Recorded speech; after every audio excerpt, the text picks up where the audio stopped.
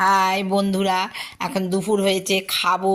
হ্যাঁ, সেই জন্য ভাত বেড়েছি, শশা নিয়েছি, মাছ আছে। ওই কালকে এই মাছ এনেছিলাম, ওই কাজুরি মাছ আছে, আলু দিয়ে বড়ি দিয়ে খুব ভালো খেয়েছি। কি ভালো খেয়েছি দিদি।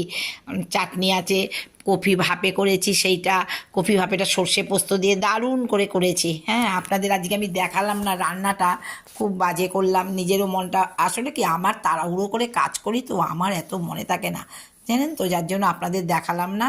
এখন খাবো। আর আমার টাইম মতন আবার 3:30-4টের মধ্যে চা, আবার 5:30 থেকে 6টার মধ্যে একটু সন্ধেবেলা কিছু না কিছু খাওয়া, আবার রাত্রি 8:30টার মধ্যে, 8:30 থেকে 9:45টার মধ্যে খাওয়া, নাইটের খাওয়া।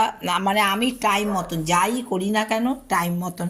সেই জন্যই দেখালাম যে দেখুন, আমার ভালো চালের ভাত চাই, আমি খারাপ চাল খাই না, যার জন্য চালটা আমার ভালো হওয়া চাই। আমি যার তার দোকান থেকে সেই 80 সাল